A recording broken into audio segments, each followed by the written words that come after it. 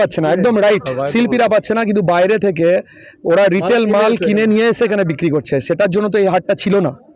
তো সেইগুলোই আমরা এখন দেখব। প্রথম দিন এসছি, আমরা দেখছি কীরকম কী সমস্যা আছে না আছে, তারপর আমরা জেলা নেতৃত্বরা আছি, আলোচনা করব, দরকার হলে একটা কমিটি করব।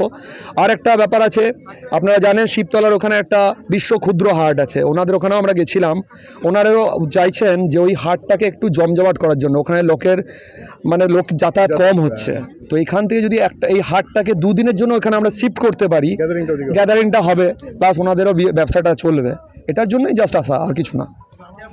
দুষ্কৃতীদের দ্বারা সেই হাটটা আর পরিচালিত হচ্ছিল, এইটা আমাদের নজরে আছে, কিন্তু ইমিডিয়েট দলগত কোনো সিদ্ধান্ত হয়নি যে হাটটা থাকবে কি থাকবে না, এই রকম কোনো দলগত সিদ্ধান্ত আমাদের হয়নি। কেন শম্ভু কথা বলল, এ কথাটা তো তৃণমূলের কথা, এ কথা চন্দ্রনাথ সিংয়ের কথা।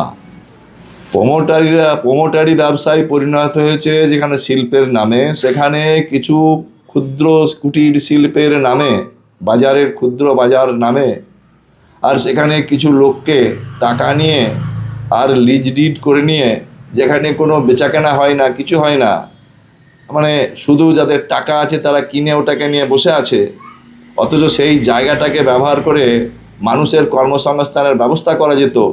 সেই বাজারটাকে চাঙ্গা করার জন্য সোনাঝুরিটাকে তুলে নিয়ে যেতে হবে ওখানে, এটা আমাদের সিদ্ধান্ত নয়, এটা তৃণমূলের সিদ্ধান্ত। কেন শম্ভুনাথ রায় কথা বলেছেন আমি জানি না।